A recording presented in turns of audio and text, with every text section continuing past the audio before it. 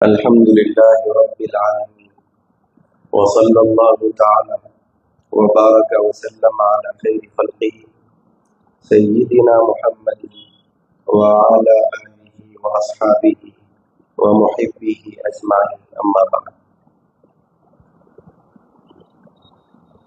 محترم حاضرین و ناظرین، اللہ سبحانہ و تعالیٰ کا احسان عظیم ہے کہ اس نے ہمیں حضور اکرم نور مجسم صلی اللہ علیہ وآلہ وصحبہ وسلم کی امت بابرکت میں پیدا فرمایا اور ہمیں اس پر فخر عظیم عنایت فرمایا. الحمدللہ علی احسان. درس حدیث شریف کے عنوان سے ہماری یہ حاضری بارونق، بابرکت اور ایمان افروز حاضری بن جاتی ہے. حضرت رسول کریم علیہ الصلاۃ والتسلیم کے ارشادات بابرکہ، آپ کی احادیث شریفہ انسانوں کی زندگی کے لیے ہر موڑ پر، ہر گوشے میں اور ان کی زندگی کے ہر معاملے میں مشعل راہ ہے، یعنی ان کی زندگی گزارنے کا اجالا.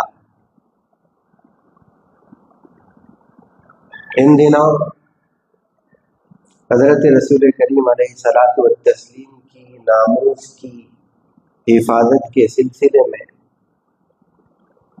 مسلمان اپنے دلوں کو تیار کرتے نظر آئے. دشمنان دین سے دشمنی کرتے کرتے یہاں تک پہنچ گئے ہیں کہ حضرت رحمت للعالمین صلی اللہ علیہ وسلم کی رحمت والی ذات پر وہ آواز اٹھا رہے ہیں. حالانکہ اللہ سبحانہ و تعالیٰ نے آپ کو سارے عالموں کے لیے رحمت بنا کر بھیجا. حضرت رسول کریم علیہ الصلاۃ والتسلیم کی مہربانیاں کیا مسلمان، کیا انسان، چاہے وہ جنات ہو یا فرشتے ہو، چاہے چرند پرند ہو یا درندے ہو، دنیا کی ہر مخلوق حضرت رحمت للعالمین صلی اللہ علیہ وسلم کی رحمت کے فیضان سے مالا مال. آج مسلمانوں کو ان باتوں کو اپنے دل میں بٹھانے کی بھی ضرورت ہے اور حضرت رسول کریم علیہ الصلاۃ والتسلیم کی رحمت والی تعلیمات کو عام کرنے کی بھی ضرورت ہے. کیا آپ کو یاد نہیں حضور پاک علیہ الصلاۃ والتسلیم کا وہ ارشاد کہ حضور نے ارشاد فرمایا تھا کہ سوائے سرکش انسانوں کے اور نافرمان جنات کے دنیا کی ساری مخلوق مجھے پہچانتی ہے. یہ مسلمان ہے کہ پہچانتا بھی ہے تو حضور کی عظمتوں کو بھلانے کی کوشش کرتا. قرآن مجید کی سورہ بقرہ کی آیت مبارکہ یہودیوں کے بارے میں اگرچہ کہ تفصیل بتاتی ہے لیکن ہمارے لیے بھی اطمینان کی وہ باعث ہے. اللہ تعالیٰ کا ارشاد ہے الذین آتیناہم الکتاب یعرفونہ کما یعرفون ابناءہم. وہ اہل کتاب جن کو اللہ سبحانہ و تعالیٰ نے آسمانی کتاب عطا فرمائی، ان کا کیا معاملہ ہے؟ حضرت رسول کریم علیہ الصلاۃ والتسلیم کو وہ جانتے ہیں، حضور کو پہچانتے ہیں، تو اتنا عمدگی کے ساتھ اور اتنا قریبی طور پر وہ حضور کو پہچانتے ہیں. قرآن کہہ رہا ہے جس طرح وہ اپنے بیٹوں کو پہچانتے ہیں، حضور پاک علیہ الصلاۃ والتسلیم کی معرفت بھی اتنی ہی ان کو حاصل ہے. اس کی تفسیر میں مفسرین بیان فرماتے ہیں کہ صرف حضور کی صفات، حضور کی عادتوں ہی کو وہ نہیں جانتے، بلکہ اللہ تعالیٰ نے حضور کے شمائل مبارک بھی ان کو واقف کروا دیے تھے، حضور کے جمال کو بھی وہ جانتے تھے، حضور پاک علیہ الصلوۃ والتسلیم کے جسم مطہر کی خوبیوں سے تک وہ واقف تھے، انکار کر بیٹھے۔ حضور پاک علیہ الصلوۃ والتسلیم کی حقیقتوں کو انہوں نے نہ مانا، نہ حضور کے جسم مبارک کی پاکیزگی کو انہوں نے تسلیم کیا، نہ آپ کے اخلاق و کردار اور آپ کے اوصاف کی عمدگی کو انہوں نے اختیار کیا۔ لیکن یاد رکھیں، اللہ سبحانہ و تعالی اپنے حبیب صلی اللہ علیہ وسلم کی ذات کی بھی حفاظت کرنے والا ہے، آپ کی صفات کی بھی حفاظت کرنے والا ہے، آپ کے اخلاق و کردار کی بھی حفاظت کرنے والا ہے، آپ کے ارشادات و گفتار کی بھی حفاظت کرنے والا ہے۔ ضرورت اس بات کی ہے کہ مسلمان اپنے آپ کو تحفظ ناموس رسالت کے لیے تیار کر بیٹھے۔ رب تبارک و تعالیٰ نے تو ارشاد فرما دیا ہے، انا کفیناک المستہزئین، کہ حبیب کریم صلی اللہ علیہ وسلم یہ جو بے ادب آپ کی بے ادبی کرتے ہیں، آپ کا استہزاء اور مزاح اڑاتے ہیں، آپ کو یہ تسلی دی جاتی ہے کہ آپ کا رب ان کے لیے کافی ہونے والا۔ واللہ یعصمک من الناس، خود خالق کائنات ارشاد فرماتا ہے کہ رب تبارک و تعالی آپ کی حفاظت فرمانے والا ہے۔ اس طرح قرآن کی حفاظت فرمانے کا ذمہ اللہ تعالیٰ نے اپنے اوپر لیا ہے، اسی طرح حضرت رسول کریم علیہ الصلوۃ والتسلیم کی ناموس کی، آپ کی ذات کی حفاظت کا ذمہ بھی رب تبارک و تعالیٰ نے اپنے ذمہ قدرت میں لے لیا۔ بحیثیت مسلمانوں کی کچھ ذمہ داری بنتی ہے کہ آج بے ادب اپنی زبان کو کھولتے نظر آ رہے ہیں، دریدہ دہنی کا اظہار کرتے نظر آ رہے ہیں، ان کے دلوں میں حضور کی محبت نہیں دشمنی ہے، تو اس بغض کو وہ ظاہر کرتے نظر آ رہے ہیں۔ لیکن اس کے مقابلے میں مسلمانوں کو بھی حضور کی محبت کا اظہار کرنا ہوگا، اس کے مقابلے میں حضور پاک علیہ الصلوۃ والتسلیم سے تعلق کی جو ان کے دلوں میں کیفیت ہے، اس کیفیت کو دلوں میں چھپائے بغیر اپنے سے ظاہر کرنا ہوگا، ان جذبات کا اظہار کرنا بھی ہوگا۔ ہندوستان کے ایک پنڈت سادھو نے حضور پاک علیہ الصلوۃ والتسلیم کی شان میں گستاخی کی، ایسے نازیبا کلمات اس نے کہے کہ نہ اسی زبان پر لایا جا سکتا ہے، نہ سننے والا کوئی اس کو برداشت کر سکتا۔ حضور پاک علیہ الصلوۃ والتسلیم کی سخاوت پر کلام کیا گیا۔ ارے حضور کی سخاوت کی شان کیا ہے، حضور کے نوازنے کی شان کیا ہے؟ صحیح بخاری میں حضرت عبداللہ بن عباس رضی اللہ عنہ کی روایت ہے، رمضان شریف کے حوالے سے بیان فرماتے ہیں، حضور کی سخاوت رمضان شریف میں خوب بڑھ جاتی ہے۔ آپ جانتے ہیں حضور کی سخاوت کیسی تھی، داد و دہش عطا کرنے کی شان کیا تھی؟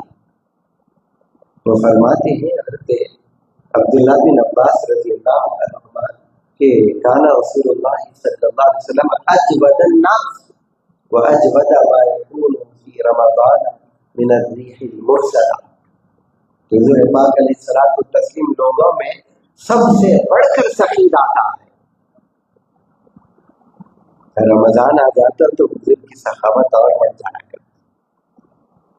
سخاوت کہتے کس کو؟ اپنی محنت کی، اپنی ذاتی چیز کو کسی اور کو بغیر کسی عوض کے دے دینا۔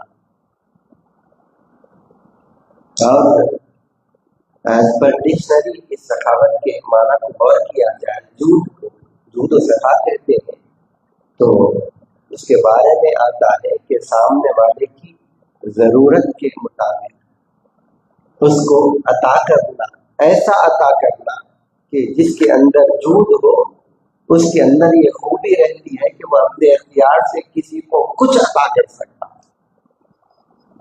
اور حضور پاک علیہ الصلوۃ والتسلیم ایسی خوبی رکھنے والوں میں سب سے سخی داتا ہے۔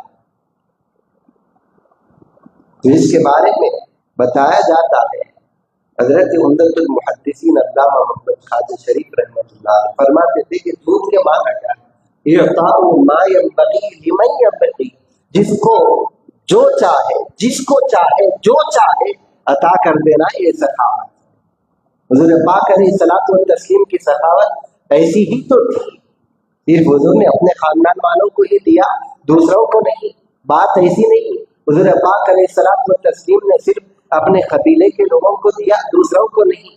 بات ایسی بھی نہیں صرف صحابہ کو عطا کیا، دوسروں کو نہیں۔ جب ضرورت پڑتی تھی، کیا مسلمان، کیا غیر مسلم، کیا اپنا، کیا پرایا، کیا وطن، کیا دور کا، جس کو چاہا، جتنا چاہا، حضور پاک علیہ الصلوۃ والتسلیم نے عطا فرما دیا۔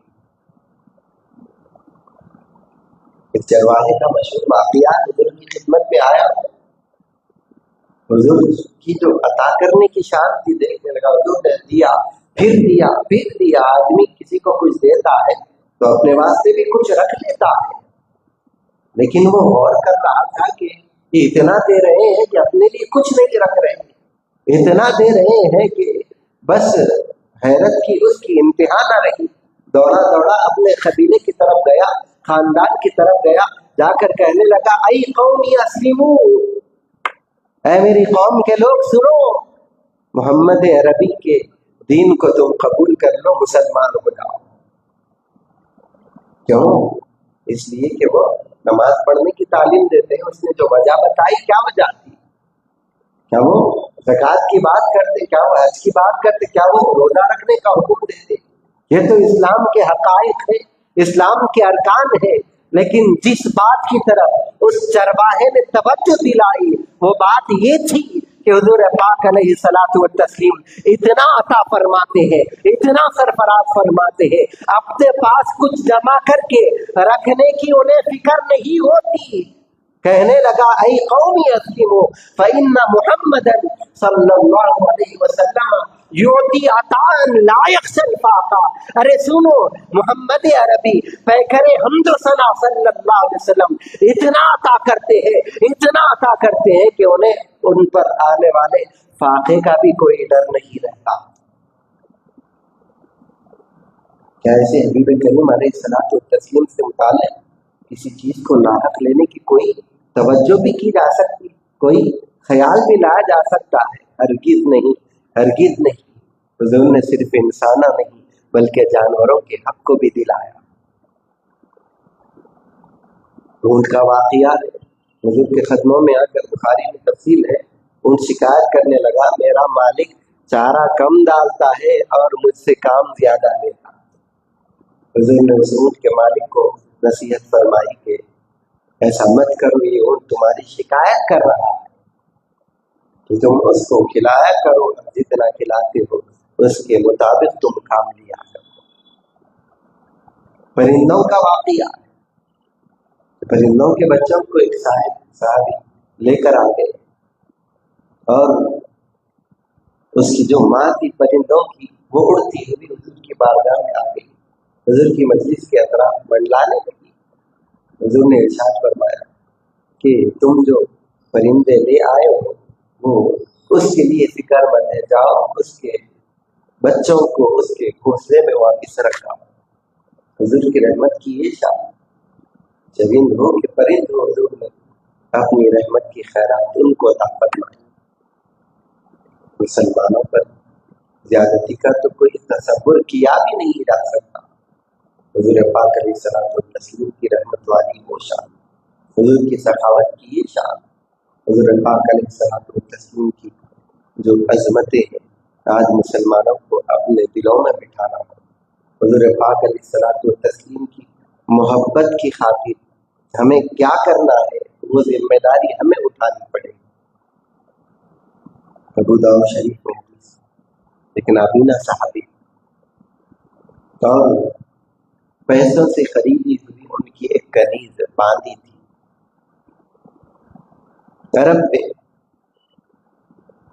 یہ معمول تھا کہ جس طرح ہم کھانے پینے کی چیزیں خریدا کرتے ہیں، اس دور میں انسانوں کو بھی خریدا جاتا، ان کو غلام کہا جاتا، ان کی عورتوں کو کنیز اور باندھی کہا جاتا۔ تو ان کے پاس وہ کنیز تھی، ان کے ساتھ رہا کرتی تھی، اچھا سا ان کا تعلق تھا، لیکن حضور پاک علیہ الصلوۃ والتسلیم کی وہ بے ادبی کر جاتی تھی۔ اور یہ نابینا جو بزرگ تھے صحابی، ان کو بڑا غصہ آتا تھا، اس کو روکتے تھے کہ اے کنیز تجھے حضور کی بے ادبی ہرگز نہیں کرنی چاہیے، اس کو ڈانٹ ڈپٹ کرتے تھے، نہیں سنتی تھی وہ۔ ایک مرتبہ ہوا ایسے کہ وہ حضور پاک علیہ الصلوۃ والتسلیم کی بے ادبی کر رہی، حضور کی گستاخی کر رہی، تو وہ نابینا صحابی، ان کو بہت غصہ آیا، چھوٹا سا انہوں نے خنجر لیا، لے کر اس کے پیٹ پر رکھا اور زور لگایا اور وہ وہیں پر مر گئی۔ حضور پاک علیہ الصلوۃ والتسلیم کی عدالت میں مقدمہ لایا گیا، ایک خاتون مری ہوئی پائی گئی، حضور پاک علیہ الصلوۃ والتسلیم نے اس کا ذکر فرمایا، کسی نے اس کے ساتھ ایسا کام کیا ہے اور میری ذمہ داری ہے کہ میں اس کا حق ادا کروں۔ تو وہ نابینا صحابی اٹھ کھڑے ہوئے، عرض کرنے لگے کہ حضور اس کو قتل کرنے والا میں ہوں۔ کیوں قتل کیا؟ کہنے لگے کہ وہ حضور آپ کی بے ادبی کیا کرتی تھی، میں اس کو روکا کرتا تھا، میری بات نہیں سنتی تھی، حضور کی بے ادبی پر میں اسے ڈانٹا کرتا تھا، تب بھی وہ زبان کو اپنی نہیں روکتی تھی۔ ایک موقع کل رات کی بات ایسی ہوئی کہ وہ آپ کی بے ادبی کر رہی تھی، مجھے برداشت نہ ہوا اور میں نے اس کا کام تمام کر دیا۔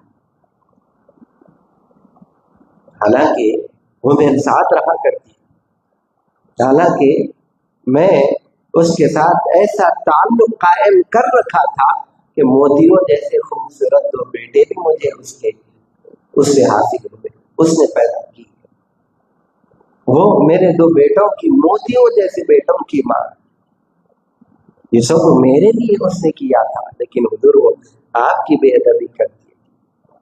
تو حضور پاک علیہ الصلوۃ والتسلیم نے ارشاد فرمایا کہ اگر وہ اس طرح کا عمل کرتی تھی تو اس کے خون کو پھر ایسے ہی بغیر بدلہ لیے کہ چھوڑ دیا جائے، فإن دمها هدر، کہ اس کا قصاص اب نہیں لیا جائے۔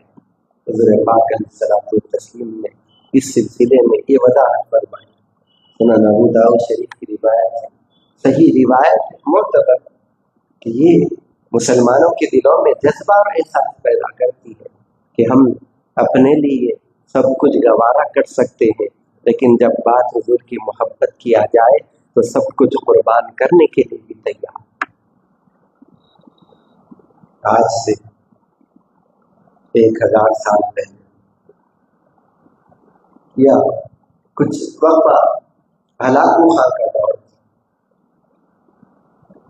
تو اس نے بغداد میں خون خرابہ کیا، عراق کی سرزمین پر لاکھوں مسلمانوں کو مارا گیا، خون کی ندیاں بہہ جانا ہم ذکر کرتے ہیں، حقیقت میں اس نے بہا کر بھی بتایا۔ اب اس کے بعد اس کا غلبہ ہو گیا تو کوئی اب اسلام کا نام لینے والا نہیں، کوئی اب مسلمانوں کی مدد کرنے والا نہیں۔ حضور پاک علیہ الصلوۃ والتسلیم کی عظمت کی حفاظت اللہ سبحانہ و تعالیٰ کیسے کرتا ہے، یہ غور کریں۔ اس کی ایک بیوی عیسائی، تو اس کی محبت میں اس نے عیسائیوں کو اجازت دے دی کہ وہ اپنی تبلیغ کرے، اپنے پیام کو پہنچائے۔